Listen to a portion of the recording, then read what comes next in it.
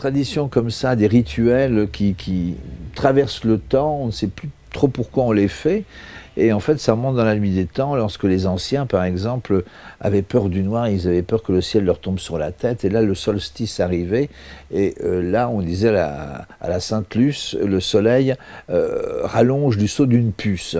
Et ça annonçait donc la Noël. Hein. Les chrétiens donc, ont fait naître Jésus au moment du solstice, parce que c'était la Renaissance. Donc les anciens allaient chercher une bûche dans la forêt, qui était sacrée d'ailleurs.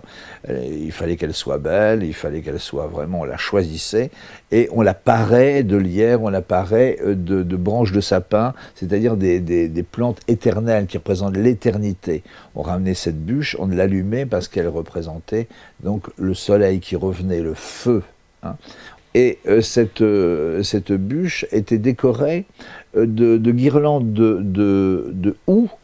Et pourquoi le hou? Parce que c'est la plante masculine, ça représente le mâle. Hein, et cette houe donc, a des baies rouges qui représentent le sang, qui représentent la lumière, donc la vie, et il est toujours vert. Et il a des épines, hein, et ces épines donc accroche la lumière, retient la lumière et en même temps chasse les esprits.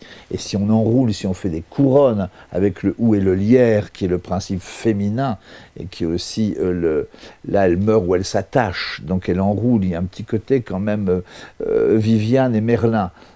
Et si on garde justement cette couronne qui lie les deux, eh bien on aura du bonheur toute l'année, du bonheur conjugal toute l'année.